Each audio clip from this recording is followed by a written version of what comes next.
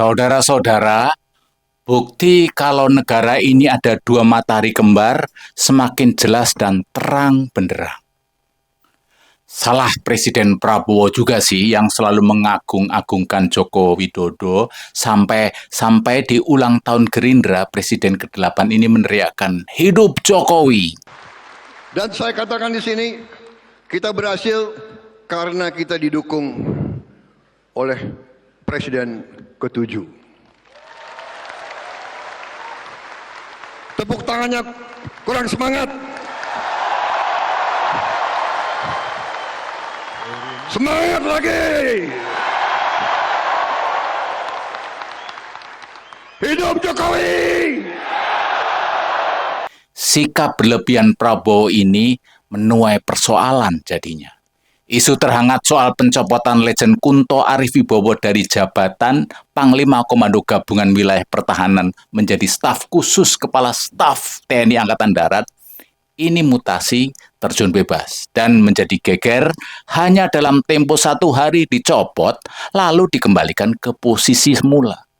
Ini jelas bisa disebut sebagai sebuah peristiwa yang aneh dan janggal. Organisasi TNI yang dikenal dan disebut sebagai organisasi terbaik, rapih, disiplin, terutama dalam proses kaderisasi, mendadak acak adut, gamang, dan menjadi kehilangan arah. Maka ketika isu dan gosip gonjang-ganjing pencopotan dan pembatalan Legend Kunto Arif mengarah dan dikait-kaitkan dengan Joko Widodo, ya bisa diterima akal. Dua hal saja kalau dikaitkan ke masalah ini adalah bahwa Panglima TNI Jenderal Agus Subianto pada tahun 2008 adalah Danyon 22 Manggala Yuda Grup 2 Kopassus yang bermarkas di Kartosuro di saat Jokowi menjadi wali kota Solo. Lalu pada tahun 2023, Agus Subianto dilantik menjadi Panglima TNI saat Jokowi menjadi Presiden. Yang kedua adalah pencopotan Legend Kunto Arif ini terjadi setelah keluarnya petisi para purnawirawan TNI yang didukung oleh Tri Sutrisno. Sementara Kunto Arif Wibowo adalah anak Tri Sutrisno.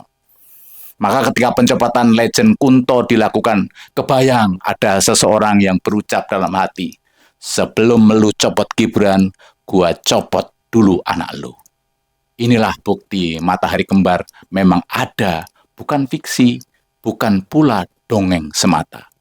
Dari peristiwa aneh dan janggal ini, mestinya bisa menjadi momentum yang tepat bagi Presiden Prabowo untuk melakukan tindakan bersih-bersih sesuai dengan petisi nomor 6, yaitu melakukan reshuffle kepada para menteri yang sangat diduga telah melakukan kejahatan korupsi dan mengambil tindakan tegas kepada para pejabat dan aparat negara yang masih terikat dengan kepentingan mantan Presiden ke-7 RI Joko Widodo.